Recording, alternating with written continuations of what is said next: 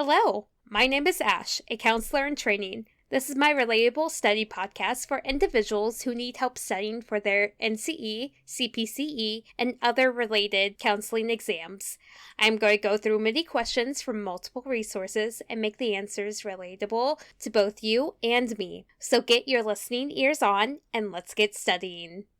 What is loss of assumption? Loss of assumption means the terror victim loses their trust in mankind's ability to perform good or charitable acts. Terrorism can lead victims to lose the safe assumptions they made about the world around them. Terror victims may question meaning and significance in humanity's existence. The loss of assumption leads to a form of post-traumatic stress disorder, also known as PTSD, in terror victims.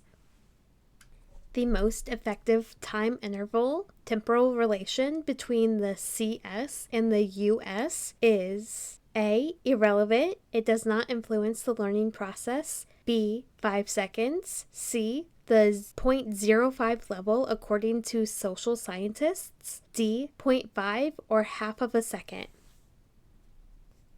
The answer is D. The most effective time interval temporal relation between the CS and the US is 0.5 or half of a second. 0.5 or half of the second is the most effective time interval between the CS and the US.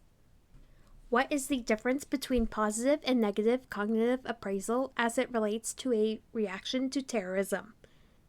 The individual who adopts a positive cognitive appraisal of the terrorist act develops coping styles to deal with the event. Individuals who take on a negative cognitive appraisal find that they feel out of control of the situation and that there is nothing that they can do to prevent future acts of terror from being directed against them. I would recommend looking into the research with positive and negative cognitive appraisals as it relates to reactions. Take your time with it. Do your own research. If needed, go seek your own counseling. You got this.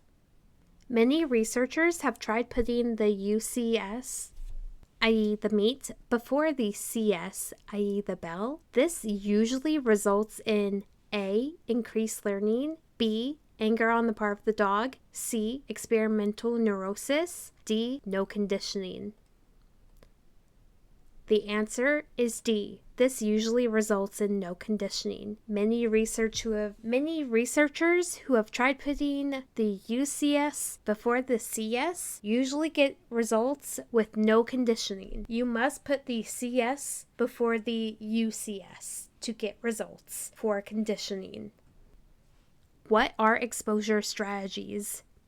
Exposure strategies are a part of the cognitive behavioral intervention, CBI for short, for treating survivors of traumatic events. The survivor will be re-exposed to an imaginary traumatic place that resembles the initial traumatic scene. Alternately, the survivor may choose to revisit the actual trauma scene. But this is a slow strategy, and it must be used with caution in order for the client to ensure that they don't re-traumatize themselves.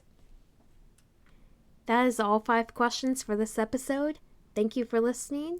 Keep calm and study on.